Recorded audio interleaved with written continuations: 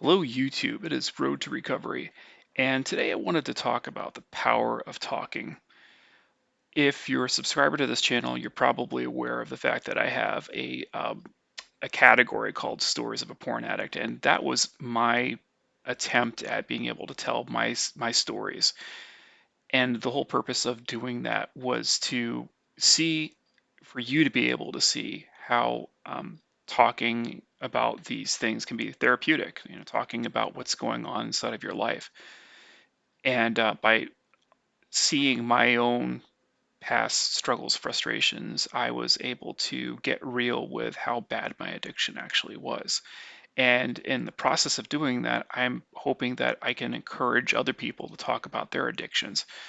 But more importantly, I think what I wanted to talk about today was why you need to be doing this. Why you need to be out there talking about your addiction rather than just trying to work on things quietly. I'd say a majority of people that struggle with porn addiction, they have this problem where they self-isolate. It doesn't matter what stage of life you're in. You could be an adult working father like I was, and be interacting with various different social circles. You isolate from the addiction because it's embarrassing. You don't want to talk about it, no matter how problematic that addiction becomes for you. You don't want to talk about it, and you've spent your entire life trying to hide the things that were upsetting or embarrassing or that you were ashamed of. So you go through not only denial mechanisms, you actively go through isolating yourself when it comes to that topic. And I see this all the time. I see this in the rooms all the time. I've had sponsees that deal with this problem all the time. Getting to your truth is a difficult thing, and the main reason for that is you. In order to get to the source of the problem, you really have to talk about these things on a regular basis. And when I say things, what am I talking about? We're talking about all the all the situations you find yourself in related to your addiction. And that could be, for example, having a deep-seated craving. All of a sudden a craving might hit. So you hit a trigger inside of your environment, and all of a sudden you've got a craving. Um, Now you could do it by yourself. You could sit there and let the craving pass, and then never reflect on it again. Or more importantly, you could talk about it, talk about the fact that you fought through that craving. Or even if you succumbed, it's even more important to talk about the fact that you succumbed. Either way, you're being reflective about the experience. And that's important because whether it was a victory, in other words, you're able to get through the craving, or a failure, well, I hate to label it a failure, but a setback that, maybe you succumbed and you gave in to your cravings.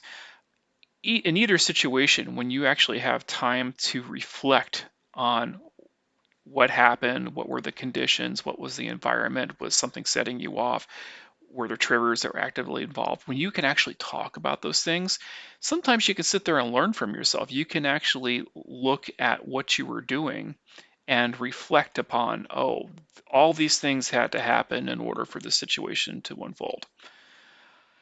So that's one power of talking about it. If it's locked in here, you're not actively reflecting at it, but when you're getting it out of your mouth, you're talking about those things.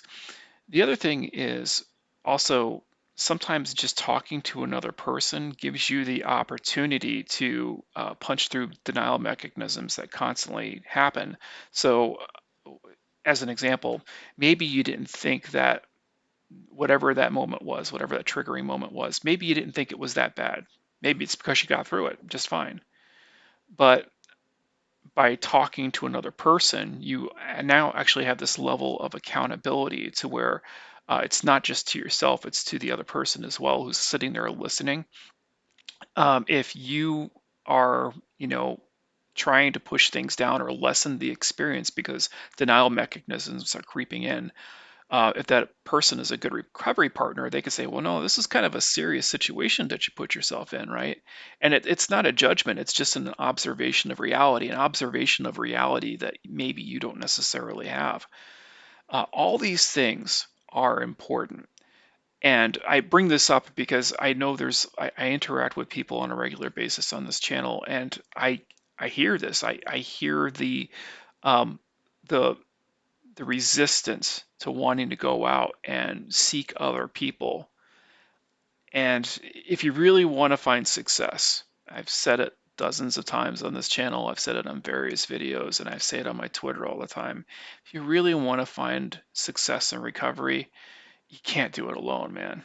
You at some point you got to start recognizing that you have a problem. That's the first thing.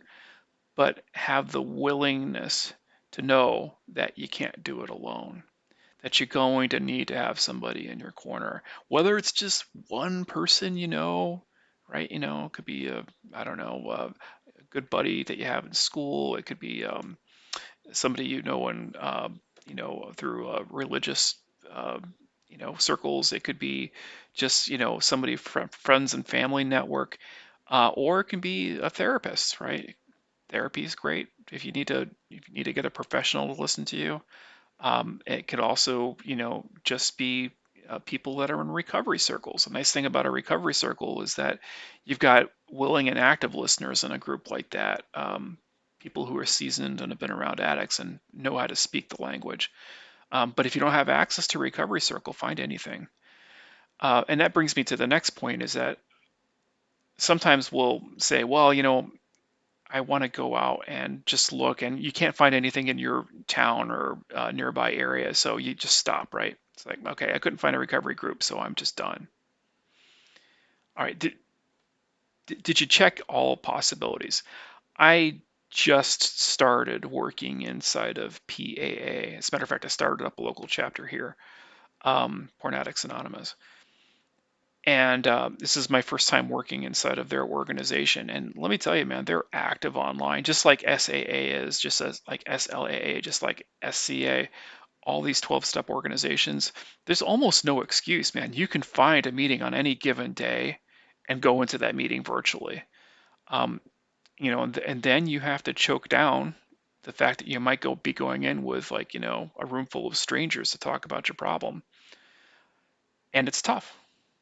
It's tough, but that shouldn't be an obstacle. The meetings are out there. Even if you'd have to do them virtually, the meetings are out there. Just take the leap, right? Just take the leap. And if you still feel that it's not up your alley right now, that you don't have that level of trust, and aren't willing to jump into it, man, see if you can find somebody either on a forum, go to like NoFap, or like I said, if got a friend that you think, like bare minimum, a friend. There's always a friend out there that's willing to listen to your shit, right? There's always a friend out there willing to listen to your shit. And they may not completely understand it, but you know what? If you're willing to open up just a little bit and just say, I've been kind of struggling with this thing. Do you have a second to talk? Just have that conversation, man. And if you can confide in just one person, um, that's much better than trying to wing this thing by yourself. This is not like dieting, man. It's not like dieting. It's a much deeper. It's there's levels of things that are in most of the addicts' brains that you have to try to weed through. And it's better to just talk all these things out, man. Talk it out. Anyway, I hope you garnered something from this. This is Road to Recovery. Please keep walking that road to recovery. Have a good day.